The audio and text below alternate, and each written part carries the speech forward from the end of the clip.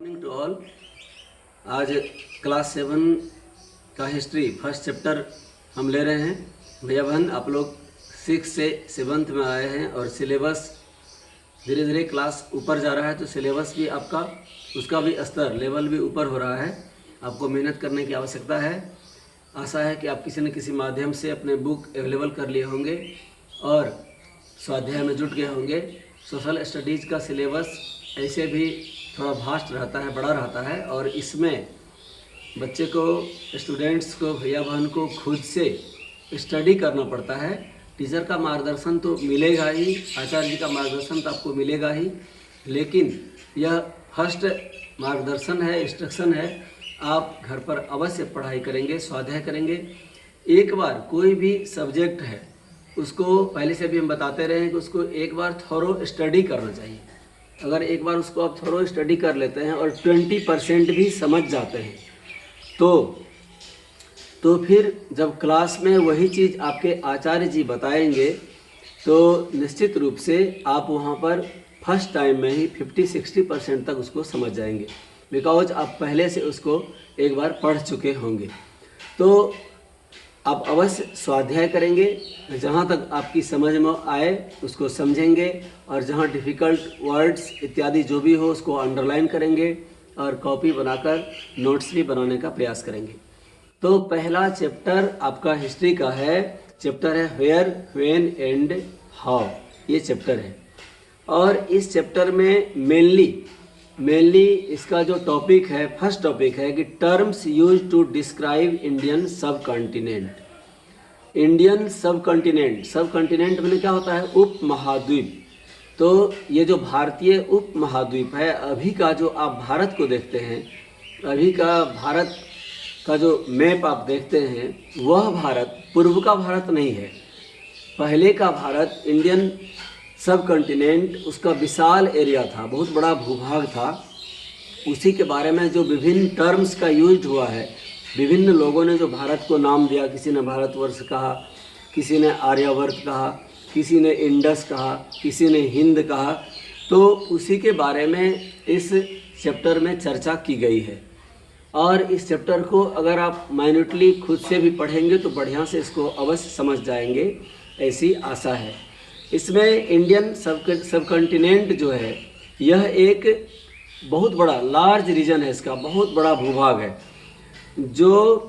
जिसके अंतर्गत India, Pakistan, Nepal, Bhutan, Bangladesh, Myanmar, ये सारे कंट्रीज, जो भी अलग अलग कंट्रीज हैं, ये सारे कंट्रीज इंडियन सब कॉन्टिनेंट के अंतर्गत पहले आते थे। एंशिएंट पीरियड में आप लोग एंशिएंट हिस्ट्री पढ़े होंगे, और आपको यह भी बताया जा चुका है कि हिस्ट्री को 3 भाग में बांटा गया है।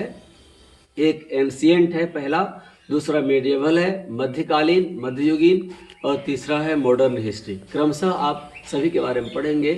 तो एंशिएंट टाइम में, प्राचीन काल में, इसको भारतवर्ष के नाम से हम लोग जानते थे, भारतवर्ष कहा जाता था।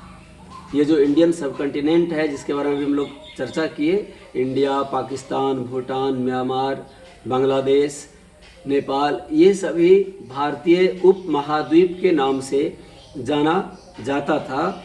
और विष्णु पुराण के अनुसार, अकॉर्डिंग टू विष्णु पुराण, जब हमको लगता है कि शायद बहुत भैया बहन जानते होंगे कि पुराण की संख्या कितनी है, वेद की संख्या कितनी है, और बहुत नहीं भी जानते होंगे।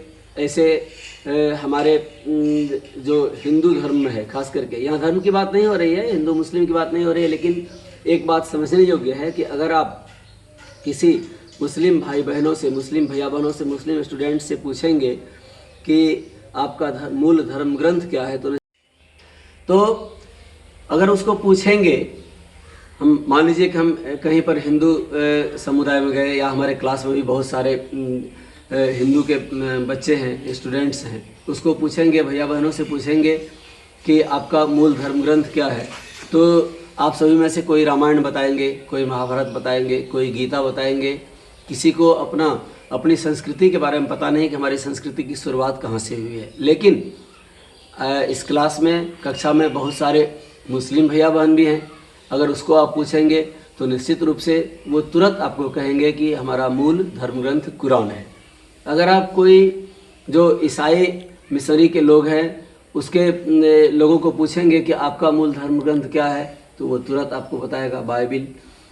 इसी तरह से हमको भी जानना चाहिए कि हमारा जो मूल धर्म ग्रंथ है वह वेद है। और शायद आप लोग जानते भी होंगे कि वेदों की संख्या कितनी है। वेदों की संख्या 4 है, ऋग्वेद, यजुर्वेद, सामवेद, अथर्ववेद।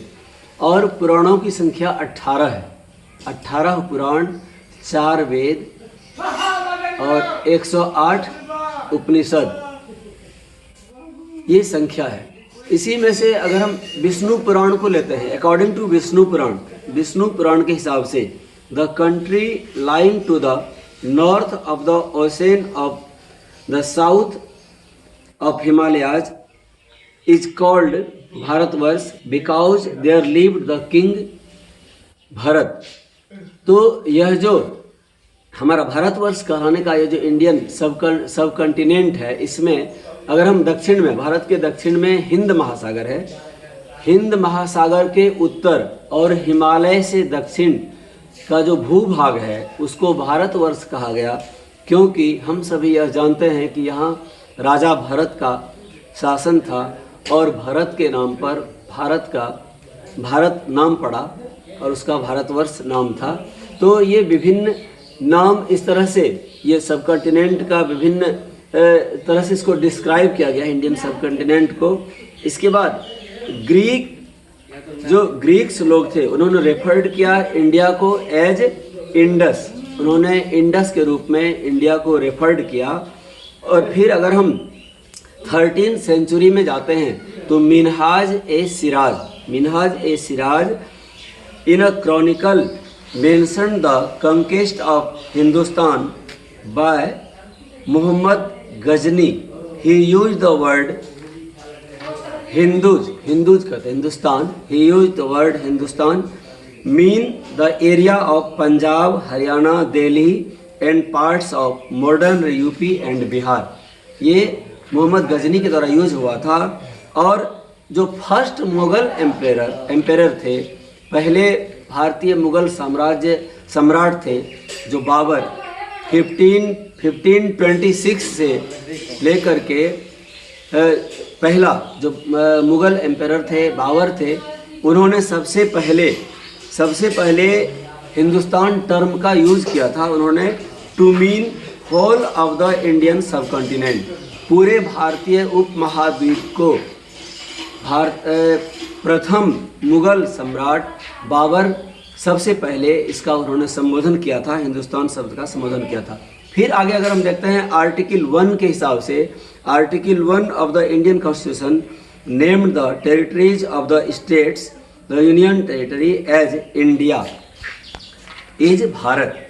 संविधान के हिसाब से आर्टिकल 1 को, फिर आर्टिकल 1 के हिसाब से देखते हैं तो article 1 of the Indian constitution named the territories of the states and union territory as India that is Bharat. तो संविधान के हिसाब से भी आर्टिकल 1 में जब हम अध्ययन करेंगे तो इसका इंडिया और फिर भारत इसका नाम पड़ा।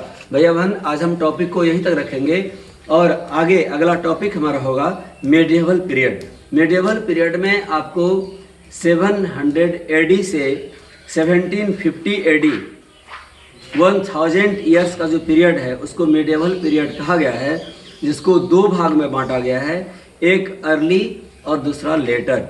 अर्ली मेडिएवल पीरियड और लेटर मेडिएवल पीरियड। तो आप लोग इसको स्वाध्याय करके आएंगे और जितनी पढ़ाई अभी हुई है उसके बारे में जहाँ तक आपसे संभव हो उसका नोट्स बनाने का प्रयास करेंगे।